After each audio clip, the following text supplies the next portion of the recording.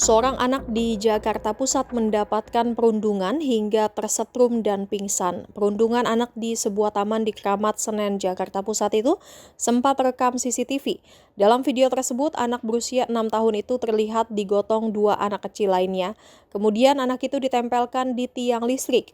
Sesaat kemudian anak kecil itu pingsan dan ditinggal kedua temannya. Disebutkan peristiwa terjadi di Taman Kramat Pulo, Kelurahan Kramat, Kecamatan Senen, Jakarta Pusat, Minggu 7 Juni malam. Berdasarkan keterangan keluarga, peristiwa itu bermula ketika korban bermain di taman pada sore hingga malam hari.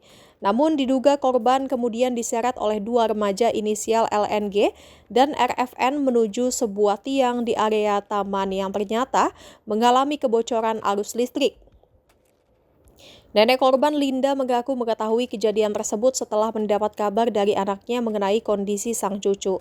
Merasa curiga dengan penyebab kejadian, Linda kemudian mendatangi taman dan melihat rekaman kamera pengawas alias CCTV yang terpasang di lokasi.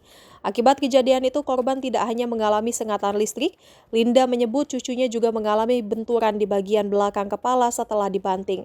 Saat dalam kondisi tidak sadarkan diri, korban bahkan diduga mendapatkan perlakuan tidak manusiawi. Korban sempat mengalami koma dan kini masih menjalani perawatan intensif di Rumah Sakit Cipto Mangunkusumo alias RSCM. Hingga saat ini proses visum belum dapat dilakukan karena surat pengantar dari pihak kepolisian belum juga diterbitkan. Keluarga telah melaporkan kasus tersebut ke Polres Metro Jakarta Pusat dan berharap proses hukum dapat berjalan secepatnya. Mereka juga mempertanyakan belum adanya penahanan terhadap kedua terduga pelaku.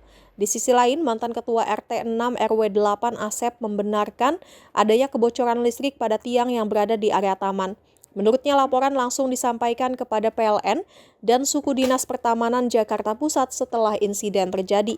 Saat ini Taman Kramat Pulo masih ditutup sementara untuk umum. Asep memastikan perbaikan terhadap sumber kebocoran listrik telah dilakukan guna mencegah kejadian serupa berulang kembali.